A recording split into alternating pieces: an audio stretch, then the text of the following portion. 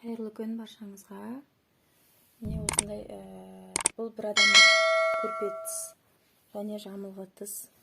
Осындай жамылғы тіс үйге балдарыңызға тігіп үйренгіңіз келсе, қазір мастер-класс шығаратын боламын. Жазып қоямын осы жерге. Көріңіздер, игіліктеріңізге жарасын. Міне осындай әдемі көрпе тіс, жамылғы тіс үйреніп алыңыздар көріп. Сәлем достар, бұл видеода мен сіздерге төсек жайманы қалай тігу керек екенін және жамылғы көрпенің тісін қалай тігу керек екенін көрсететін боламын. Осы бізде көрпе тісіне жаятын көрпенің мен екі қайырып нөлден тігіп шықтым. Бірінші ұзындығынан екі жағынан тігіп шығамыз. Кейін енінен екі жағынан, төменгі және үстіңгі жағынан екі жағынан тігіп шығатын боламыз. Дәл осындай тігіспен. Енін 2,20 қылып аламыз, ұзындығын 1,70 қылып аламыз. Сонда бізде дайын күйінде ұзындығы 1,60, ені 2,10 болып шығу керек. Бұл бір адамдықтың өлшемі. Ал енді өстіп тігіп шығамын.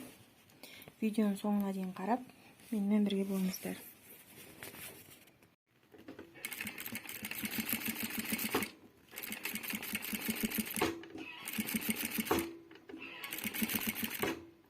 Достар, мен екі ұзындығынан тігіп шықтық.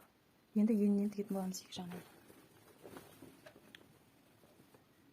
Екі қайырып.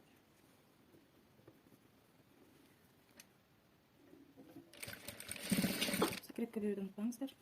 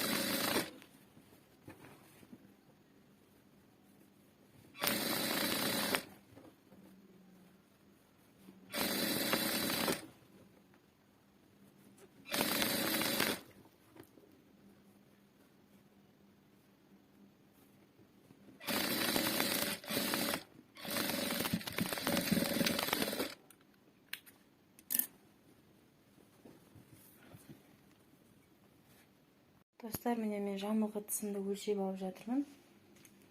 Міне ұзындығы 3/10 қылып аласыздар. Енін 2/10 қылып аласыздар. Бізде ені 2/20 ғой, 10 см қысқартамыз. Қазір енінен қысқартамын. Ұзындығын өлшеп алып жатырмын. 3/10 қылып алдым. Тіккен кезде біз екеуін беттестіріп тігеміз, қосып. Сол кезде бізде готовый 1/50, 1/50-де 200. Если 0,5-пен тіксеңіз, 1/55-те 205 болып шығады готовый бір адамдық жамылғы.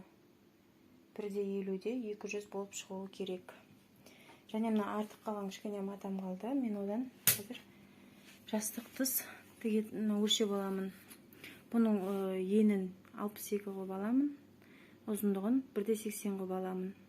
Алдыңғы видеоларымды қараса, осы видеодан кейінгі видеоны қарасаңыз, осындай жастық тігу видеосы толық бар. Қазір 1/80 ұзындығын, енін 62 қылып осыны қиып алатын боламын, жастық қылып. Қыздар, міне жастық тысымды өлшеп алдым мына жақта. Енді мына жамылғымыздың қазір мен енін қысқартамын ғой. Содан кейін мына енінен, бір жақ енінен 2 бүктеп отырып 0,1 тігіп шығамыз. Бұл бізде жаңағы жамылғы көрпес алатын жеріміз болады. Осыны ұзына бойы бірінші тігіп шығамыз. Сосын ортасынан 60 см қалдырып, көрпеге орын қалдыратын боламыз. Қалған жақтарын бәрін сол 2 қайырып отырып, ұзына бойы тігіп шығатын боламыз, беттестіріп. Достар, міне артық жерін қиып алдым. Мен жаңағыда айтқандай, осы енінен қиып шығамыз қазір. Тігіп шығатын боламыз қиған жерімізді. Міне бірінші 2 енінен тігіп аламыз, 2 жақ енінен ішіне қайырып отырып, 2 қайырып отырып, закрепка беріп отырып, 0,1 бойымен тігіп шығамыз.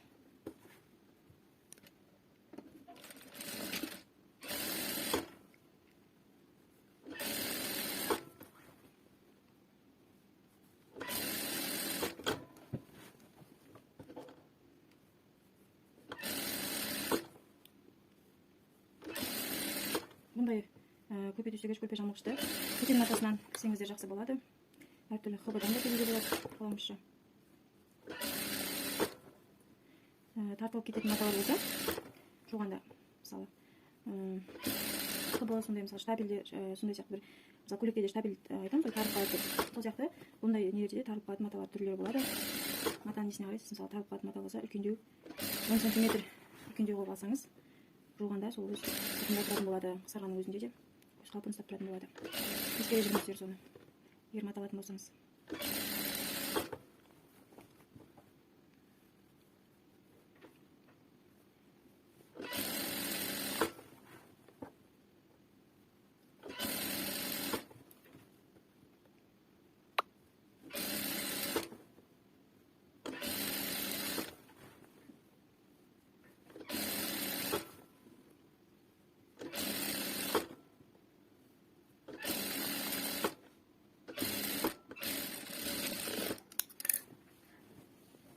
Екінші бетін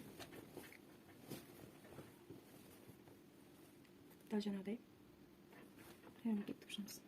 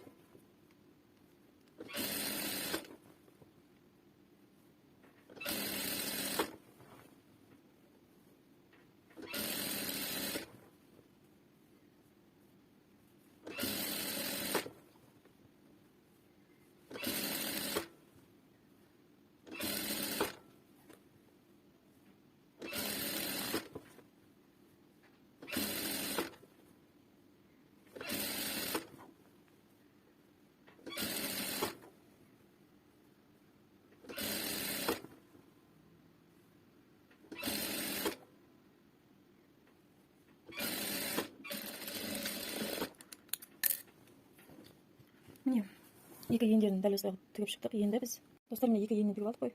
Енді осыны оң жақтарын бір-біріне беттестіріп, осы мына жанынан 1 сантиметрмен бойымен тігіп шығатын боламыз. Ұзындығынан екі жағынан. Бірінші ұзындығынан өстіп тігіп аламыз.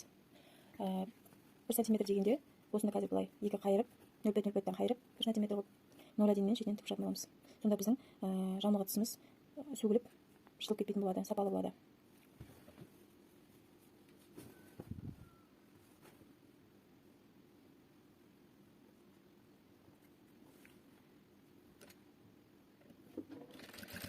Закрепке беруді ұмытпаймыз. Böyle өзінен тігіп шығатын боламыз.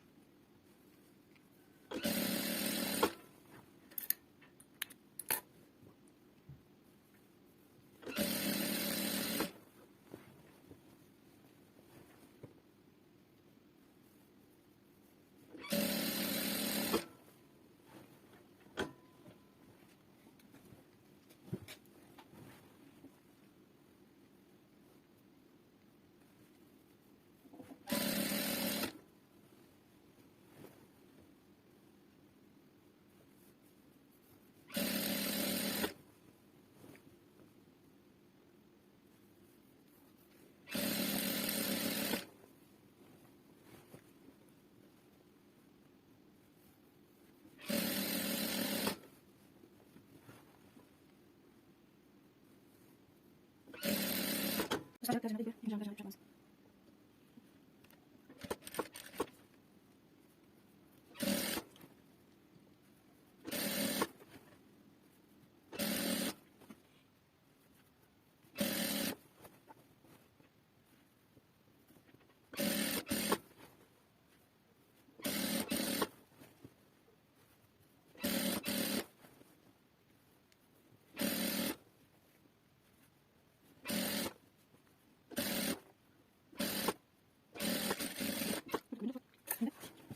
Енді мынау жамылғы тұсымыздың ортасын белгілеп алатын боламыз.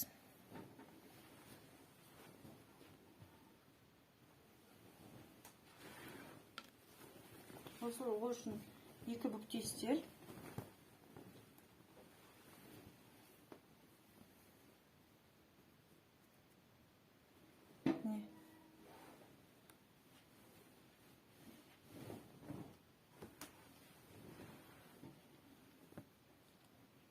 Екі бүктейдің мына жеріне бір белгілеп аламыз. Кішкене тасын белгілеп аламыз да. Осы белгілеген жерімізден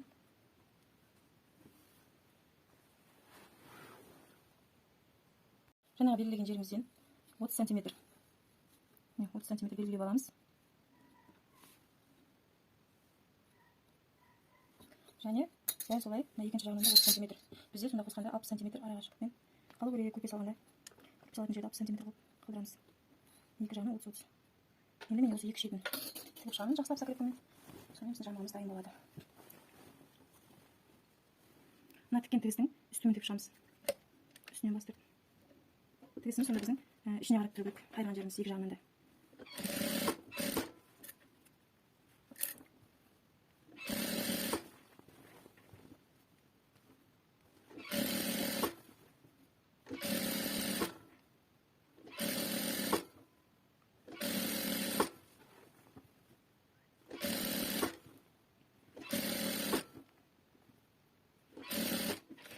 Закрепке береміз. Үш төрт рет берсеңіз артып кетпейді. Өйткені көрпе салған кезде жыртылып кетуі мүмкін. Бас жағына да закрепке бересіздер жақсылап. Мен закрепке бердім. Екі рет. Жақсылап закрепке беріңіздер. Осы жерлеріне мұқият. Енді жаңа белгілеген жерімізді тауып жақсылап закрепкамызды аямай тігіп шығамыз.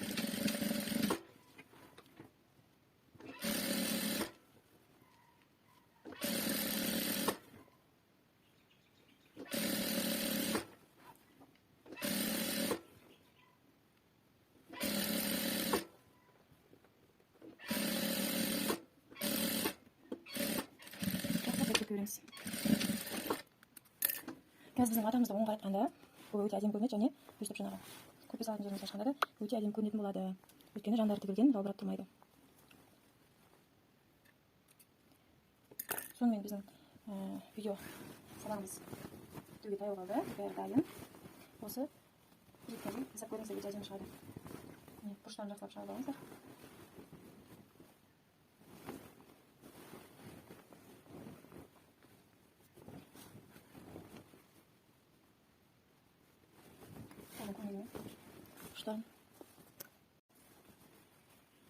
Қолдың көмегімен оңғаратып алдық, бұрыштарын шығарып. Жаңағы біздің тіккен жеріміз көпес алған жеріміз осындай болып тұрады. Ішкі жағы өте сапалы әрі тиянақты болып көрінеді, әдемі көрінеді. Осындай көріңіздер, өздеріңізге әрі тиімді әрі сапалы қылып жақындарыңызға өзіңізге күнделікті қолдануға үлгі алсаңыздар болады. Бұл бір адамдық жамылғы тысымыз өте әдемі болып шықты. Жамылғы тысымыз. Видео ұнаса тіркеліп қолдап кетіңіздер. Ұнамаса дизлайк басыңыздар.